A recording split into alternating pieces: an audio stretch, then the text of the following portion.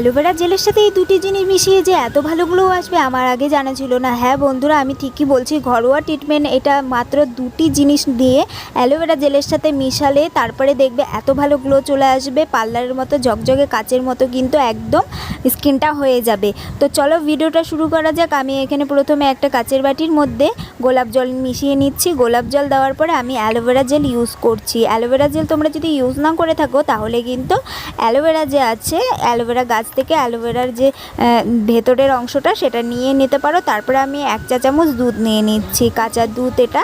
তো কাঁচা দুধটা আমি নিয়ে নিচ্ছি। তোমরা চাইলে পরে গোলাপ জলের সাথে অ্যালোভেরা জেল আর এই দুধটা স্কিপও করতে পারো। তো আমি এখানে 1 চা চামচ মধু নিয়ে নিচ্ছি। মধুর পরে তারপরে আমি সুজি নিয়ে নেব 1 চা চামচ। সুজির পরে আমি এখানে 1 চা চামচ বেসন নিয়ে নিচ্ছি। তারপরে ভালো করে সবগুলো উপকরণ কিন্তু মেশাতে হবে।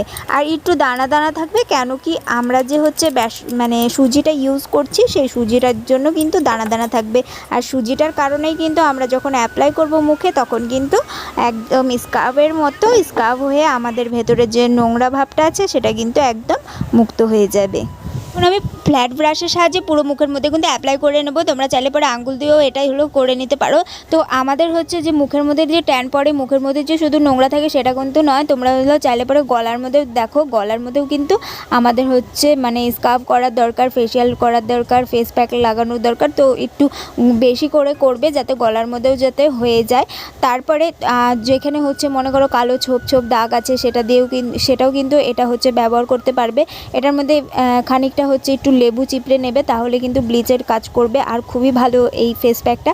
তোমরা কিন্তু বাড়িতে চাইলে পরে ইউজ করতে পারো। কিছুটা সময় নিয়ে 5 মিনিটের মতো সময় লাগবে কি 10 মিনিটের মতো।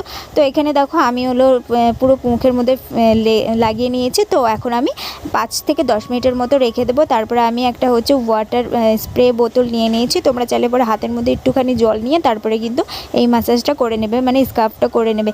স্কার্ফের তোমরা যদি এখানে সুজির বদলে যদি চালের গুঁড়ো দিতে পারো তাহলে কিন্তু হবে। চালের গুঁড়ো দিয়েও কিন্তু স্কার্ফটা হয়। তো ওখানে চিনিও ইউজ করতে। এই ফেস প্যাকটা লাগানোর পরে 5 মিনিট ওয়েট করার পরে 5 মিনিট ম্যাসাজ করতে হবে। ম্যাসাজ করলে পরে কি হবে, ভেতরে যে আমাদের নোংরাটা আছে সেটা কিন্তু একদম উঠে আসবে। সেটা আমরা যে ফেস ওয়াশ ইউজ করি খানিকটা কিন্তু নোংরা থেকেই যায়, সেজন্য আমরা অনেক কিছু ইউজ করে থাকি। সেজন্য ওটার বদলে আমরা যদি এরকম স্কার্ফ করে থাকি ঘরোয়া ট্রিটমেন্ট তাহলে কিন্তু অনেকটাই সুবিধা হবে। আর স্কার্ফ করলে পরে কি হবে, ভেতরের নোংরা, ভেতরের যে ব্লাড সার্কুলেশনগুলো বাড়বে আর খুবই ভালো হবে এরকম স্টেপ বাই স্টেপ যদি আমরা এরকম করে ম্যাসাজ করে নিই। স্কার্ফিং কিন্তু হয়ে গেছে 5 মিনিট সময় রেখে। তারপরে আমি কি করব, একটা ভিজে তাওয়াল নেব, তাওয়াল দিয়ে তারপরে আমি পুরো মুখের যে ফেসিয়ালটা আছে সেটা কিন্তু আমি রিমুভ করে ফেলবো। দেখো কতটা আগের তুলনায় কতটা স্কিনটা কত চেঞ্জ হয়ে আসছে। মোটে একদিন ইউজ করেছি, এরকম করে কিন্তু তোমরা সপ্তাহে 1 থেকে 2 দিন ইউজ করবে, তাহলেই কিন্তু অনেকটাই ভালো রেজাল্ট দেখতে পাবে। তো আমি পুরো মুখটাই কিন্তু ক্লিন করে নিচ্ছি এরকম করে। তোমরা চাইলে পরে ডাইরেক্ট যে ফ্রেশ জল আছে সেটা দিয়েও কিন্তু মুখটা ক্লিন করে নিতে পারো। কিন্তু আমি সব সময় সাজেস্ট করব যে এরকম করে ডাইরেক্ট জল দিয়ে না ধুয়ে তোমরা এক কাজ করবে, আমার মতো করে এরকম করে ভেজে তোয়াল বা কোনো